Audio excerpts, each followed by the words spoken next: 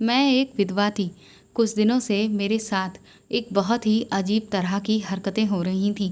मैं जब भी बाथरूम में नहाने के लिए जाती तो मुझे ऐसा लगता कि जैसे कोई मुझे छुपकर देख रहा है, जबकि मैं तो अपने बेटे के साथ घर में अकेली रहती थी। लेकिन मैं अपने बेटे पर शक नहीं कर सकती थी।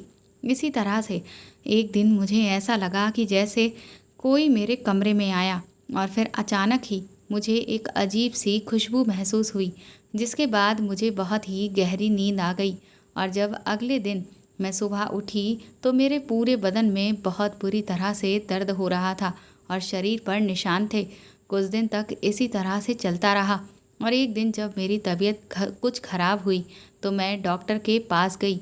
और जब डॉक्टर ने मुझे बताया कि मैं पेट से हूँ तो मेरे तो पैरों तले से ज़मीन ही निकल गई थी।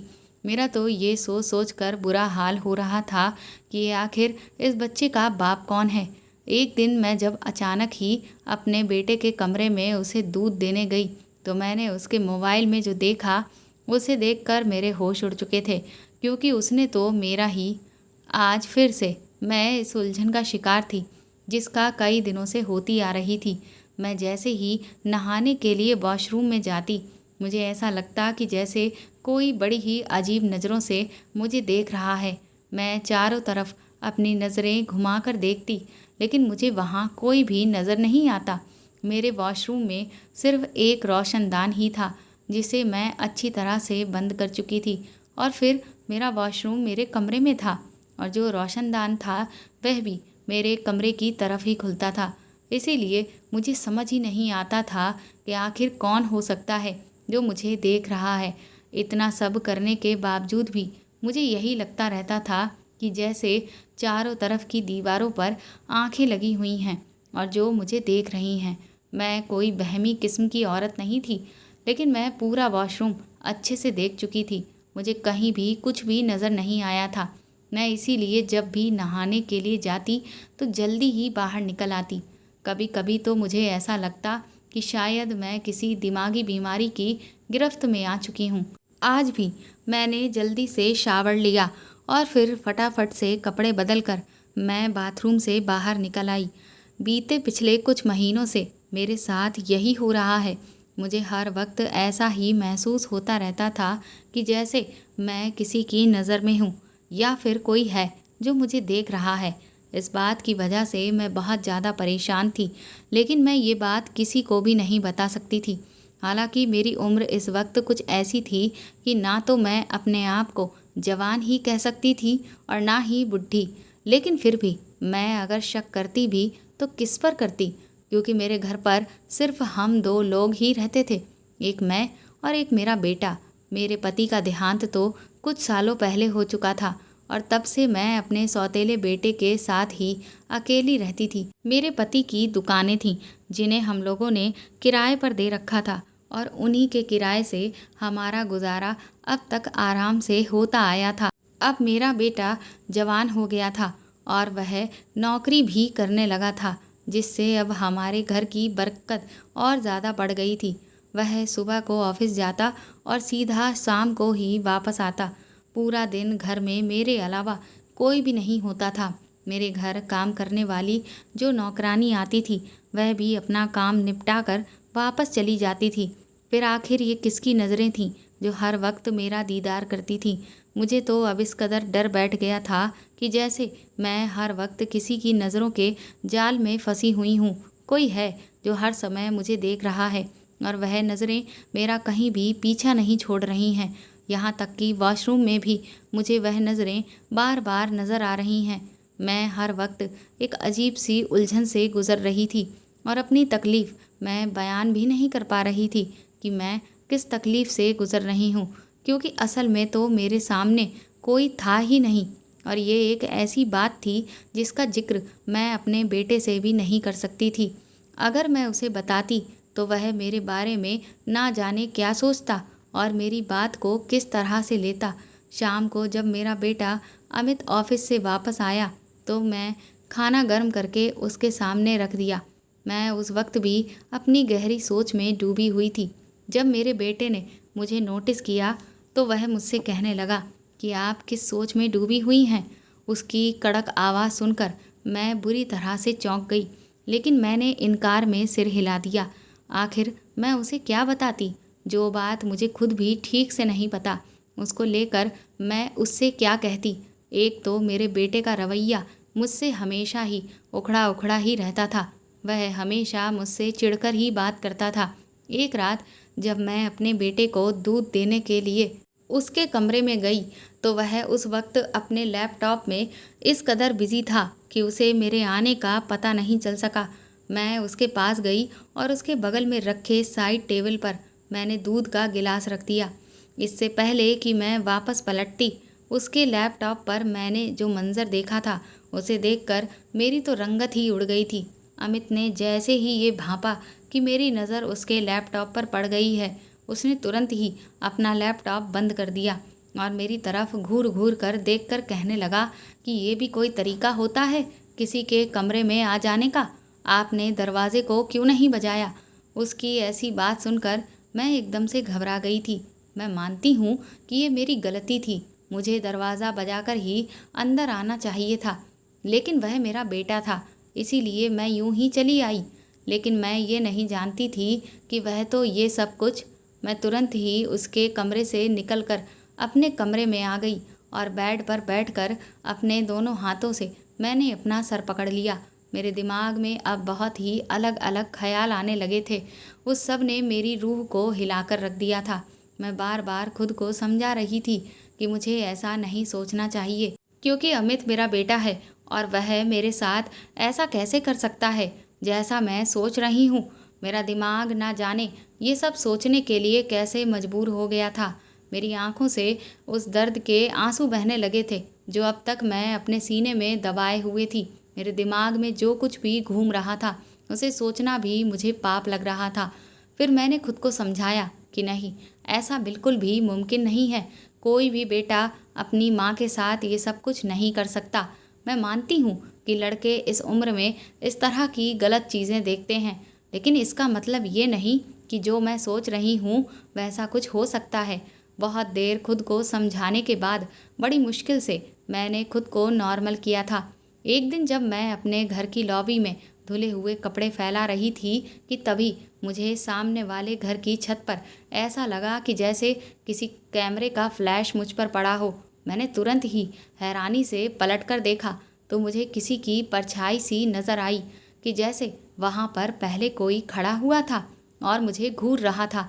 मगर जैसे ही मेरी नज़र मैंने उठाकर सामने देखा तो ऐसा लगा कि जैसे वहाँ से एकदम से कोई पीछे हट गया हो।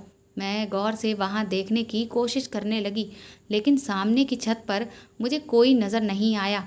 वह तो खाली नज़र आ रही थी, लेकिन मुझे पूरा यकीन था कि कुछ देर पहले वहाँ ज़रूर कोई खड़ा हुआ था और मुझे देख रहा था, और किसी ने शायद अपने मोबाइल से मेरी तस्वीर भी ली थी।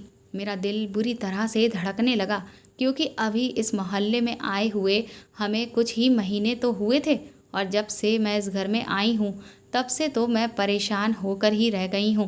मुझे हर वक्त ये महसूस होता रहता है कि जैसे मैं किसी की निगरानी में हूँ और कोई मुझ पर नज़र रख रहा है। अभी तक मैं मोहल्ले में आसपास किसी से मिल भी नहीं पाई थी। कुछ मेरा नेचर भी सबसे अलग रहने का था, और बाकी मेरा बेटा बहुत ही शक्की मिजाज का इंसान था। जब हम लोग यहाँ पर रहने आए थे तभी मेरे बेटे ने मुझसे पहले ही ये बात कह दी थी कि आपको इस मोहल्ले में ज़्यादा किसी से भी मेल जोल बढ़ाने की कोई ज़रूरत नहीं है, बस अपने घर पर ही रहा करना। मैंने जैसे ही अपनी जवानी की दहलीज पर कदम रखा था वैसे ही मेरे माँ बाप ने मेरी शादी अमित के पापा से कर दी थी, क्योंकि मैं एक गरीब लड़की थी और अमित के पापा मुझसे 20 साल बड़े थे। मेरी शादी को कुछ साल ही गुजरे थे कि मेरे पति इस दुनिया को छोड़कर चले गए। मैं कभी भी अमित के पापा से शादी नहीं करना चाहती थी, लेकिन अपनी गरीबी के चलते और माँ बाप की इच्छा के आगे मैं मजबूर हो गई थी, और इसीलिए मुझे ऐसी शादी का कड़वा घूंट पीना पड़ा था। मैं 25 साल की उम्र में विधवा हो गई थी। पति के देहांत को भले ही कुछ समय बीता था, पर मैं देखने में तो अभी भी जवान ही लगती थी। अक्सर जब भी हम माँ बेटे कहीं बाहर जाते तो लोग मेरे बेटे को मेरा छोटा भाई और मुझे उसकी बड़ी बहन कहते। अमित को इन सब चीज़ों से मुझसे चिढ़ होने लगी थी, इसीलिए वह मुझे घर से बाहर जल्दी निकलने ही नहीं देता था। और उसने मुझे ये इस बात की सख्त हिदायत दे रखी थी कि मैं हल्के रंग के कपड़े पहनकर ही घर से बाहर निकलूं। वो मुझसे कहता था कि आप मेरे बाप की विधवा हैं और मुझे इसी रूप में अच्छी लगती हैं, इसीलिए मैं बिल्कुल ही सादा रूप मैंने अपना लिया था। अमित जब भी घर पर रहता था तो वह बड़ी ही अजीब नज़रों से मुझे देखता रहता था और घर में भी न जाने यहाँ वहाँ क्या ढूंढता रहता था, जैसे कि मैं उसकी पीठ के पीछे घर पर किसी को बुलाया करती हूँ। वह चारों तरफ कभी लॉबी में नज़र दौड़ाता था तो कभी मेरे कमरे में चला जाता। पूरे घर को ऐसे देखता रहता जैसे कि ना जाने क्या ढूंढ रहा हो। और जब मैं उससे पूछती तो कहता कि कुछ नहीं, आप बस अपने काम से काम रखा करो। मैं नहीं जानती थी कि उसे मेरे साथ ना जाने क्या मसला था, लेकिन इस वक्त एक वही मेरा इकलौता सहारा था और मेरा बेटा भी था। मैंने उसे हमेशा अपना बेटा ही समझा था और इसीलिए मैं खामोशी से उसके इस तरह के व्यवहार को बर्दाश्त करने के लिए मजबूर थी, क्योंकि अगर अमित मुझे बेसहारा छोड़ देता तो फिर मैं इस दुनिया में बाहर कहाँ भटकती फिरती। एक तो मैं पहले से ही अपनी कई उलझनों का शिकार थी, ऊपर से मेरा बेटा भी मुझ पर शक करता फिरता था। अभी मैं इन सारे मामलातों को हल कर भी नहीं पाई थी कि तब तक एक नई मुसीबत मेरे गले आकर पड़ गई थी। ठीक मेरे बराबर वाली छत से कोई मुझे देखा करता था और मेरी तस्वीरें भी लेता था। कहीं वही तो वह इंसान नहीं है जो मुझे वॉशरूम में भी देखता हो। मेरे दिमाग में न जाने कैसी कैसी बातें आने लगी थी। इस सब ने मुझे हैरानी में डाल दिया था। फिर मैंने खुद को झूठी तसल्ली दी, क्योंकि मैंने वॉशरूम का कोना कोना देख लिया था और वहाँ पर ना तो कोई कैमरा लगा हुआ था और ना ही ऐसा कोई सुराग था जिससे कोई भी अंदर झांक सके। ये सब कुछ जो भी था, लेकिन किसी की छत पर से किसी को मुझे देखना ये बहुत ही गलत हरकत थी। एक दिन मेरे घर के दरवाजे पर दस्तक हुई। उस वक्त मैं किचन में खाना बनाने में बिजी थी, क्योंकि उस वक्त अमित के ऑफिस से घर आने का वक्त था।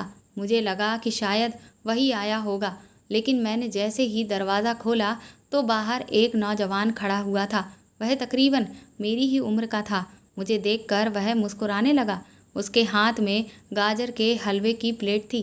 वह मुझसे कहने लगा कि मैं आपका पड़ोसी हूँ, आप लोग नए नए इस घर में शिफ्ट हुए हैं, इसीलिए मेरी माँ ने कहा कि पड़ोसियों को ये गाजर का हलवा दे आओ। मैंने उसके हाथ से प्लेट ले ली तो उसने अंदर आने के लिए कदम बढ़ाया तो मैं तुरंत ही उसके सामने खड़ी हो गई। मैंने कहा, बेटा तुम यहीं पर खड़े रहो, मैं तुम्हारी प्लेट खाली करके वापस करके देती हूँ। मेरे मुंह से ये बात सुनकर वह बड़ा हैरान हो गया।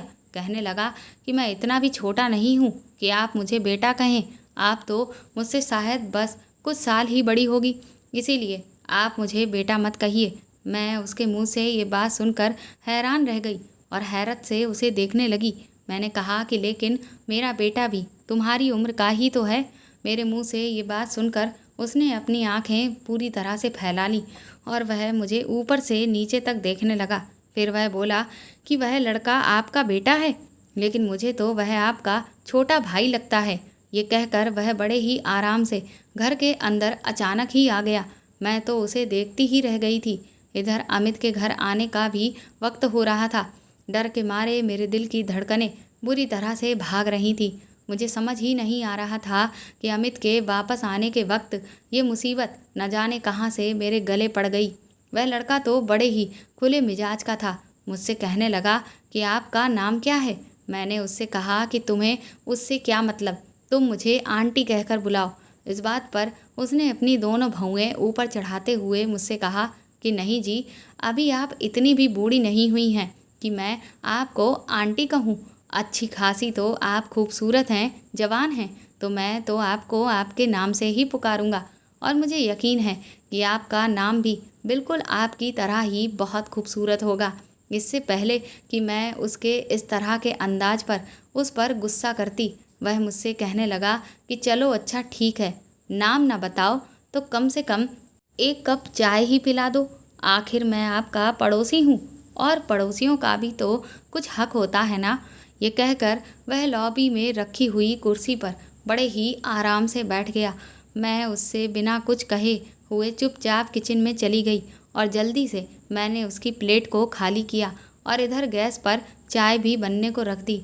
मुझे बस इस बात की जल्दबाजी मची हुई थी कि कैसे भी करके अमित के घर लौटने से पहले ये लड़का यहाँ से दफ़ा हो जाए, क्योंकि अगर इस लड़के को अमित की पीठ पीछे उसने यहाँ पर देख लिया तो फिर ना जाने कौन सा बड़ा बवाला खड़ा हो जाएगा। क्योंकि मेरा बेटा कितना सक्की मिजाज का था ये तो मैं ही जानती थी। मेरा दिल इस वक्त बहुत बुरी तरह से घबरा रहा था कि ना जाने कब अमित घर पर आ जाए और अगर उसने इसे यहाँ देख लिया तो पता नहीं कौन सी नज़रों से वह फिर मुझे देखेगा और क्या क्या सोचेगा। जब वह खाली घर को भी इस तरह से घूर घूर कर देखता है कि जैसे कहीं कोई छुपा हुआ बैठा हो, तो फिर जब वह इसे यहाँ देखेगा तो ना जाने क्या करेगा। जल्दी जल्दी मैंने एक कप चाय बनाई और उस लड़के को दी और मैंने तुरंत ही उससे कहा कि तुम इस हलवे के लिए अपनी माँ को थैंक यू कहना और चाय पीकर बाहर जाते हुए दरवाज़ा बंद कर देना, मुझे ज़रा किचन में काम है। इतना कहकर मैं एक पल भी वहाँ नहीं रुकी और वहाँ से वापस किचन में आ गई। मैं नहीं चाहती थी कि वह मुझे और भी आगे की बात करने लगे। मैं अपनी रोटियां सेकने लगी थी क्योंकि अमित किसी भी वक्त पहुंचने वाला था और मैं उस लड़के से कोई बातचीत नहीं करना चाहती थी। करीब 10 मिनट के बाद ही वह लड़का खाली कप लेकर किचन के दरवाजे के पास आया। उसने मुझे कप पकड़ाया और कहने लगा कि चाय भी बिल्कुल आपकी ही तरह बहुत मीठी थी, बहुत बहुत शुक्रिया। मैंने फिर आपसे कभी फुर्सत से आकर मिलने आऊँगा और अपने घर वालों को भी आपके घर लेकर आऊँगा। ये कहकर वह घर के दरवाजे से बाहर चला गया और दरवाज़ा भी जाते हुए उसने बंद कर दिया। मैं तो उसके मुंह से इस तरह की बातें सुनकर बुरी तरह से चकरा कर रह गई थी। अभी मैं उस लड़के की बातों के बारे में सोच ही रही थी कि तभी अचानक दरवाजे पर बड़ी ज़ोरदार दस्तक हुई। ऐसा लग रहा था कि जैसे कोई बुरी तरह से दरवाजे को पीट रहा था। मैं जल्दी से तुरंत ही किचन से बाहर आई और दरवाजे के पास पहुंचकर जब मैंने पूछा कौन है, तो तुरंत ही अमित गुस्से वाली आवाज़ में मुझसे बोला, जल्दी दरवाज़ा खोलो, दरवाजे पर मैं हूँ। वह बहुत ही गुस्से में घर में दाखिल हुआ था। वह मुझसे कहने लगा कि बाहर अभी कौन निकल कर गया। अमित की आंखें इस वक्त गुस्से से लाल हो रही थी। उसको इस कदर भड़का हुआ देखकर मेरी ज़ुबान ना चाहते हुए भी लड़खड़ाने लगी। मैंने कहा कोई नहीं, बस पड़ोस का लड़का था, गाजर का हलवा लेकर आया था। अमित मेरे बेहद करीब आकर खड़ा हो गया और मेरी आंखों में आंखें डालकर कहने लगा कि आपने किससे पूछकर दरवाज़ा खोला था? क्या आपको एक बार में मेरी कोई भी बात समझ में नहीं आती? मैंने आपसे पहले भी कितनी दफ़ा कहा है कि घर पर कोई भी आए लेकिन आप दरवाज़ा नहीं खोलेंगी और किसी से भी बात करने की आपको कोई ज़रूरत नहीं है। पड़ोसियों से मेल जोल बढ़ाने की आपको इजाज़त नहीं है। अगर आप अपनी हरकतों से बाज नहीं आई तो फिर मैं घर को बाहर से ताला लगाकर जाने लगूंगा। इतना कहकर वह सीधा अपने कमरे में गुस्से में चला गया।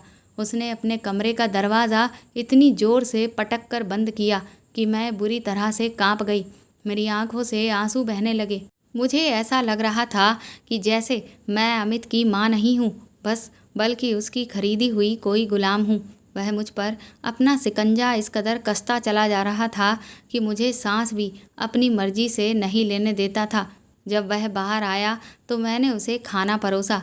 खाना खाने के दौरान वह मुझसे बार बार उस लड़के के बारे में पूछता रहा और बार बार मुझसे यही कहता रहा कि दोबारा मैं अब दरवाजे पर कभी किसी को देख ना लूँ। रात को जब मैं अपने कमरे में लेटी हुई थी कि तभी मेरे मोबाइल पर किसी का मैसेज आया।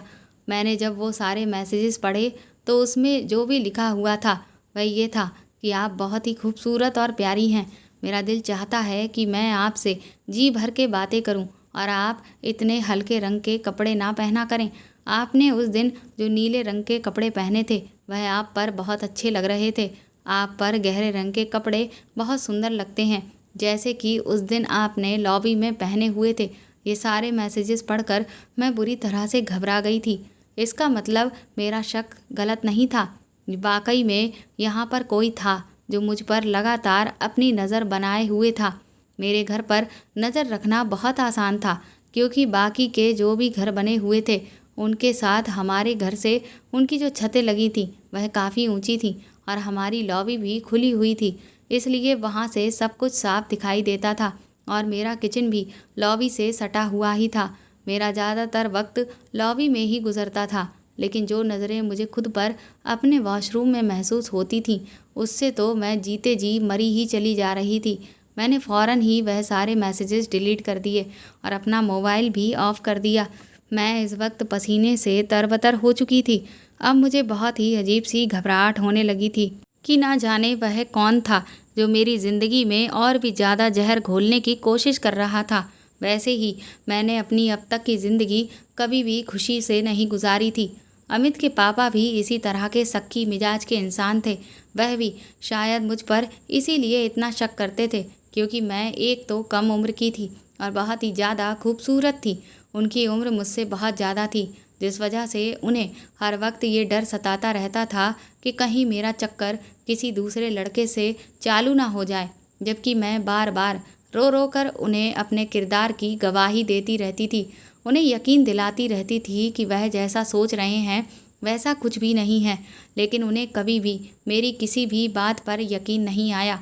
वह तो बस हर वक्त मुझे शक की नज़र से ही देखते रहते थे।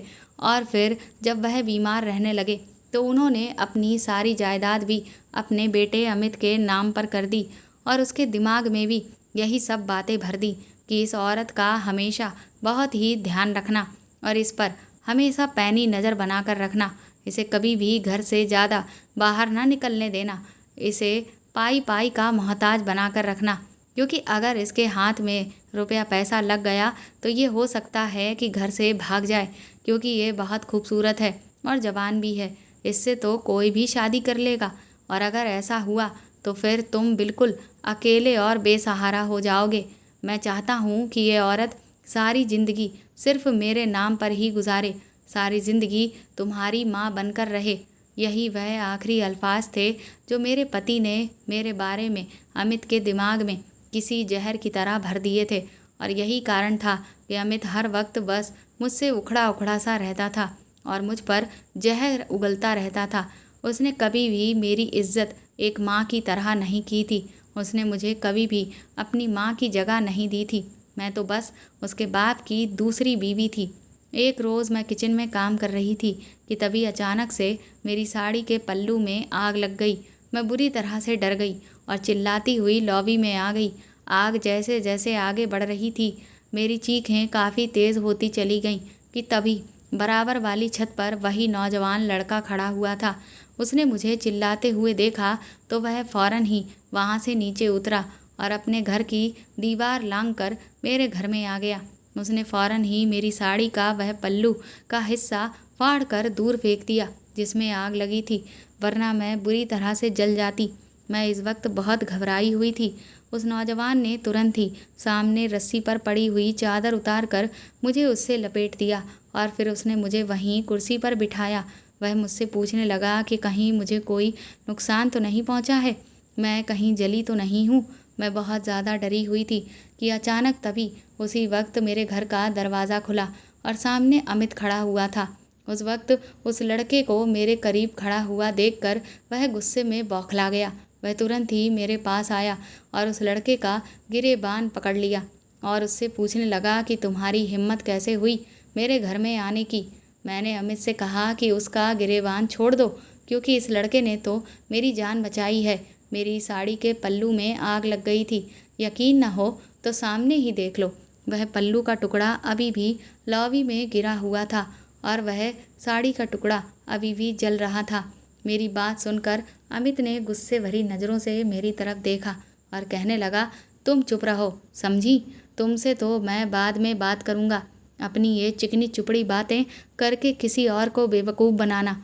इतना कहकर अमित ने उस लड़के के गिरेबान को एक बार फिर से पकड़ लिया और उसे झंझोड़ते हुए कहने लगा कि तुम जिस मकसद से इस घर में आते हो मैं उसे कभी भी पूरा नहीं होने दूंगा। मैंने अमित से कहा कि तुम गलत समझ रहे हो और मैं माँ हूँ तुम्हारी। क्यों तुम मुझे इस तरह की बातें कर कर के जलील कर रहे हो? मैं उसके आगे हाथ जोड़कर रोने लगी। तभी उस लड़के ने एक झटके से अमित से अपना गिरेबान छुड़ाया और कहने लगा कि मैं तो इंसानियत के नाते यहाँ पर आया था, क्योंकि उनकी साड़ी जल रही थी, जिससे उनको आग लग सकती थी और गंभीर चोट भी आ सकती थी। मेरा यहाँ आने का और कोई भी मकसद नहीं था। तुम अपनी घटिया सोच अपनी हद तक ही रखो, वही सही होगा। अमित उस लड़के से कहने लगा कि क्यों, क्या ये तुम्हारी माँ लगती है जो तुम यहाँ उसे बचाने आ गए थे? आग लग गई थी तो जलने देते, तुम्हें क्या तकलीफ थी? अमित के मुंह से ये बात सुनकर मैं तो हैरत से उसकी तरफ देख रही थी। यानी कि इस लड़के को तो कोई फर्क ही नहीं पड़ता था कि चाहे मैं जीऊँ या मरूँ। वो लड़का कहने लगा कि ये मेरी कुछ है या नहीं, ये सब मैं नहीं जानता, लेकिन अगर उन्हें कुछ भी नुकसान पहुंचेगा और मैं देखूंगा तो फिर मैं दोबारा उन्हें यहाँ पर बचाने के लिए ज़रूर आऊँगा, और तुमसे जो होता है वो तुम कर लेना। उस लड़के का इतना कहना था कि अमित ने तुरंत ही उसके मुंह पर एक ज़ोरदार थप्पड़ जड़ दिया। इसके बदले में उस लड़के ने भी अपना हाथ अमित के गाल पर छोड़ दिया और दोनों गुस्से से लाल हो चुके थे। ये देखकर मैं बुरी तरह से परेशान हो गई, क्योंकि मैं बड़ी मुश्किल में फंस चुकी थी। मैंने तुरंत ही उन दोनों लड़कों को धक्का देकर एक दूसरे से अलग करके पीछे हटाया और उस लड़के के आगे हाथ जोड़कर कहा कि तुम प्लीज़ अब यहाँ से चले जाओ। वह लड़का अमित को घूरता हुआ दरवाजे से जाने की जगह उसी दीवार से चढ़कर वहाँ से वापस चला गया।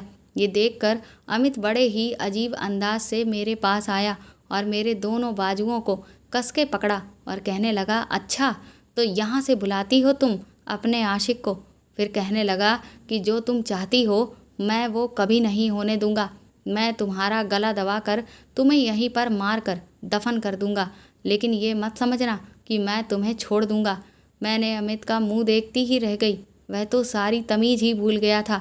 इसके बाद अमित घर के बाहर से ताला लगाकर जाने लगा। उसी रात को मेरे मोबाइल पर फिर से एक मैसेज आया, जिसे देखकर मेरे होश उड़ गए। उस मैसेज में लिखा हुआ था कि बाथरूम में आओ, मैं तुम्हें देखना चाहता हूँ। ये पढ़कर मेरे हाथ पैर कांपने लगे। अब तक तो मैं यही समझ रही थी कि शायद ये मेरा वहम है कि कोई मुझे बाथरूम में देखा करता है, लेकिन इसका मतलब ये सब मेरा वहम नहीं था, कोई था जो सच में मुझे देख रहा था। ये सब सोचकर मेरा दिल बैठने लगा। मैंने मोबाइल ऑफ करके रख दिया, लेकिन डर के मारे मुझे पूरी रात नींद ही नहीं आई। मैं लगातार जागती रही और सुबह जब मेरी नौकरानी घर आई तो मैं उस वक्त बुखार में तप रही थी और पड़ी हुई थी। वह मुझसे कहने लगी कि आखिर मैं बीमार कैसे पड़ गई, पर मैं उसे आखिर क्या कहती। उसे मेरी फ़िक्र हो रही थी, जिससे मेरी आंखों में आंसू आ गए कि एक ये नौकरानी है जो मेरी फ़िक्र करती है, और एक मेरा बेटा है जिसे मुझसे कोई लेना देना ही नहीं, और ना जाने कौन है वह जो मेरी बची कुची ज़िंदगी को बर्बाद करने पर तुला हुआ है। अगले दिन जब मैं रात को अपने कमरे में लेटकर सो रही थी तो मुझे अचानक से ऐसा लगा कि जैसे मुझे पहले कुछ अजीब सी आवाज़ सुनाई दी। थोड़ी ही देर के बाद मुझे एक अजीब तरह की खुशबू महसूस हुई, और फिर आगे क्या हुआ मुझे कुछ नहीं पता। पर जब मैं सुबह सोकर उठी तो मेरे पूरे बदन में बहुत बुरी तरह से दर्द हो रहा था और मेरे शरीर पर बहुत ही अजीब तरह के निशान थे। वह निशान मुझे बार बार इस ओर इशारा कर रहे थे कि जैसे मेरे साथ कुछ गलत हुआ है, पर मेरा दिल ये सब मानने को तैयार ही नहीं था कि ऐसा भी कुछ हो सकता है। उन दिनों इसी तरह से मेरे साथ 2-3 बार हुआ, पर मैं समझ नहीं पा रही थी कि आखिर ये सब क्या है। इसलिए मैं अपने कमरे का दरवाज़ा अमित के मना करने के बावजूद भी बंद करके सोने लगी। मैंने सोचा कि जब अमित नोटिस करेगा तब की मैं तब देखूंगी, लेकिन फ़िलहाल मुझे इस घर में सुरक्षित महसूस नहीं हो रहा था। ऐसा लग रहा था कि जैसे मेरे सोने के बाद कोई था जो मेरे कमरे में आता था और मेरे साथ गलत करता था। दिन इसी तरह से बीतते रहे और एक दिन सुबह से ही मुझे अपनी तबीयत बहुत ख़राब लग रही थी और फिर अचानक ही मुझे चक्कर आ गया। मुझे लगा कि शायद कोई गंभीर बात ना हो, इसीलिए मैंने सोचा कि मैं डॉक्टर को दिखा कर आती हूँ। अभी अमित के ऑफिस से आने में काफ़ी देर थी, तब तक तो मैं घर लौटकर भी आ जाऊँगी। जब मैं डॉक्टर के पास जाकर अपना चेकअप कराया और मेरी जो रिपोर्ट निकल कर आई उसने तो मेरे पैरों तले की ज़मीन ही निकाल दी थी। डॉक्टर ने मुझे बताया कि मैं पेट से हूँ लेकिन मुझे तो यकीन ही नहीं आ रहा था। मैंने डॉक्टर से कई बार कहा कि उन्हें ज़रूर कोई गलतफहमी हुई है, कहीं ऐसा तो नहीं कि मेरी रिपोर्ट किसी से बदल गई हो। पर डॉक्टर ने साफ कहा कि ऐसा कुछ भी नहीं है, ये आपकी ही रिपोर्ट है और इसमें साफ तौर पर ये लिखा हुआ है कि आप पेट से हैं। मैं जब घर लौट कर आई तो मेरी तो दुनिया ही उजड़ चुकी थी। मुझे अभी तक यकीन नहीं आ रहा था कि ये मेरे साथ क्या हो गया। इसका मतलब अभी तक मुझे जो शक था कि मेरे साथ रात में कुछ गलत हो रहा था, वह बिल्कुल सही था। कोई था जो मेरे साथ वह सब कर रहा था। लेकिन आखिर कौन? अब मुझे बार बार इस बात का डर सता रहा था कि जब अमित के सामने मेरी ये सच्चाई खुलकर आएगी तब तो वह मुझे बदकिरदार ही साबित कर देगा, क्योंकि उसे तो पहले से ही मुझ पर शक था और अब तो उसका शक यकीन में ही बदल जाएगा कि वह जो भी कुछ अब तक मेरे बारे में सोचता आया था वह सब कुछ सच साबित हो रहा था। इधर रो रो कर मेरी हालत बहुत बुरी हो चुकी थी। तभी उसी वक्त मेरी नौकरानी घर आई। उसने मुझे रोता हुआ देखा तो वह मुझसे मेरे रोने की वजह पूछने लगी। मैंने उसके सामने हाथ जोड़कर उससे मदद मांगी। मैंने उससे कहा कि मैं इस वक्त बहुत बीमार हूँ और यहाँ पर मेरा ख्याल रखने वाला भी कोई नहीं है। अगर हो सके तो आज रात तुम यहीं रुक जाओ। उसने मेरी ऐसी हालत देखी तो वह मेरी बात मान गई। जब रात हुई और अमित के घर आने का वक्त हुआ तो मैंने नौकरानी को अपने कमरे में ही छुपा लिया, क्योंकि मैं नहीं चाहती थी कि अमित को नौकरानी के बारे में पता चले, वरना वह बहुत ज़्यादा गुस्सा करता। उसे बिल्कुल भी ये पसंद नहीं था कि मेरे अलावा उस घर पर कोई और भी उसे दिखाई दे। जब अमित लौट कर आया तो मैंने उसे खाना दिया और फिर मैं वापस अपने कमरे में आ गई। मैंने कमरे की लाइट बंद कर दी और फिर कमरे का दरवाज़ा खोल दिया और खुद कमरे में एक जगह पर छुप गई, क्योंकि वह जो भी कोई था वह मेरे सो जाने के बाद ही कमरे में आता था। मैंने अपनी नौकरानी को चादर उड़ा दी और फिर उसे बाथरूम में जाने के लिए कहा। वह वॉशरूम में चली गई और मैं कमरे के पर्दे के पीछे छुप गई। कुछ देर के बाद वही हुआ जिसका मुझे अंदाज़ा था। मेरे कमरे का दरवाज़ा बड़े ही आहिस्ते से किसी ने खोला और एक शख्स जो खुद पर शॉल ओढ़े हुए था मेरे कमरे में दाखिल हुआ। पहले तो वह मेरे बाथरूम के दरवाजे में एक छोटा सा जो की होल था उससे अंदर झांकने लगा। मैंने तुरंत ही उसके पीछे गई और उसको पीछे से पकड़ लिया। वो शख्स मुझे अंधेरे में नज़र तो नहीं आ रहा था, लेकिन मुझे ये पक्का यकीन था कि ये वही इंसान था जिसने मेरी ज़िंदगी में तूफ़ान ला रखा था। वह मुझे अपने आप को छुड़वाने की पुरजोर कोशिश करने लगा। तभी मैं चोर चोर कहकर ज़ोर ज़ोर से चिल्लाने लगी। उसी वक्त अमित भी कमरे में आ गया और जैसे ही उसने लाइट खोली मेरी नौकरानी भी वॉशरूम से बाहर निकल आई और जब मैंने सामने खड़े हुए शख्स का चेहरा देखा तो मेरे होश उड़ गए, क्योंकि वह तो मेरा प्रेमी था जिससे मैं शादी करना चाहती थी। मैं उसे बचपन से प्यार करती थी और वह भी मुझे बहुत चाहता था, लेकिन क्योंकि मेरे माँ बाप ने पैसों के लालच में मेरी शादी अमित के पापा से करवा दी थी और फिर मैं हमेशा के लिए शहर आ गई और मैंने उसके ख्याल को अपने दिल से निकाल दिया था। मैंने उससे कहा कि तुम आखिर यहाँ क्या कर रहे हो? तभी अमित ने उसके साथ झगड़ा करना शुरू कर दिया। अमित कहने लगा कि मैंने तुझे कहा था ना कि मेरे घर से दूर रहना, लेकिन तुझे मेरी बात समझ में नहीं आई। मुझे उन दोनों की बातें समझ नहीं आ रही थी। मैंने अमित से कहा कि क्या तुम इसे जानते हो? तो अमित गुस्से में मुझसे बोला कि हाँ, मैं इसे जानता हूँ। इसने मुझसे कहा कि ये तुम्हें पसंद करता है और तुमसे शादी करना चाहता है, इसीलिए मैंने तुम पर इतनी पाबंदियाँ लगा रखी थी ताकि तुम कभी भी घर से बाहर ना निकलो। अमित की बात सुनकर मैंने अपने प्रेमी राकेश से पूछा कि आखिर ये सब क्या है?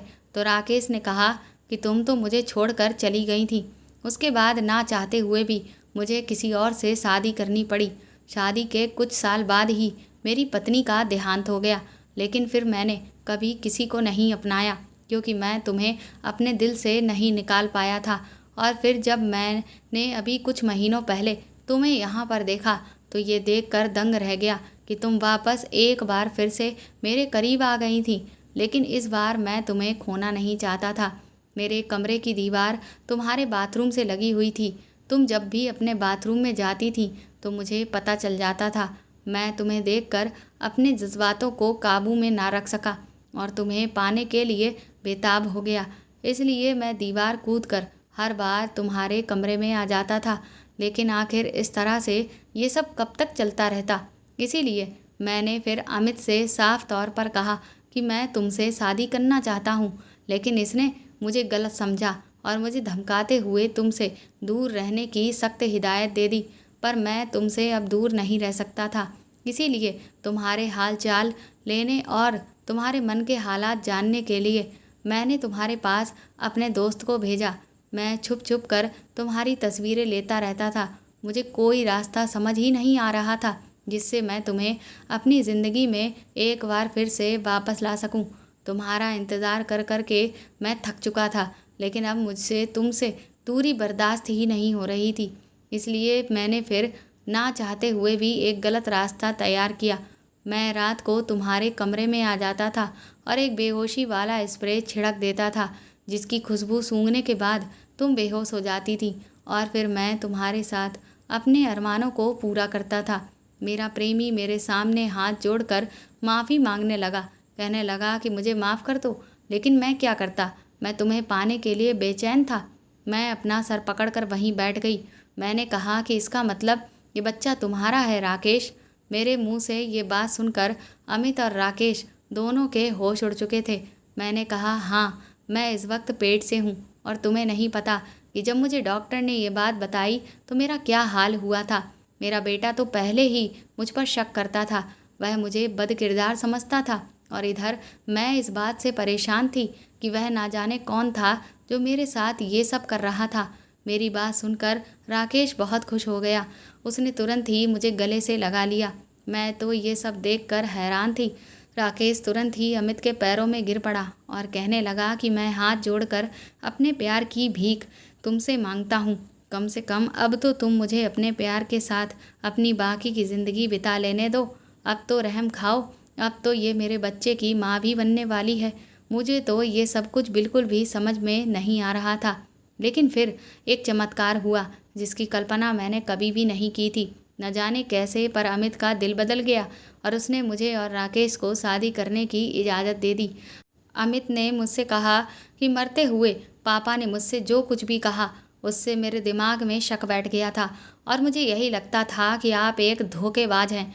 लेकिन मैं आपको लेकर बहुत गलत था। अगर हो सके तो मुझे माफ़ कर दीजिएगा। इसके बाद अमित ने मेरी और राकेश की मंदिर में शादी करवा दी और आज मैं अपने प्रेमी के साथ एक खुशहाल जीवन जी रही हूँ। तो दोस्तों, आपको ये कहानी कैसी लगी हमें कमेंट करके ज़रूर बताएं और प्लीज़ इस कहानी को ज़्यादा से ज़्यादा शेयर और लाइक करके मेरे चैनल को सपोर्ट करें। साथ ही अगर आप चाहें तो मुझे सुपर थैंक्स भी खरीद कर दे सकते हैं। सुपर थैंक्स का ऑप्शन आपको इस वीडियो के नीचे दिए हुए सभी ऑप्शंस में दिख जाएगा, जो कि हार्ट शेप में बने हुए डॉलर के साइन के तौर पर है। और अगर आप मेरे चैनल पर नए हैं तो सब्सक्राइब करके बेल आइकन को ज़रूर दबा दीजिएगा ताकि आगे भी मैं आपको ऐसी ही अच्छी कहानियाँ सुनाती रहूँ। Thank you.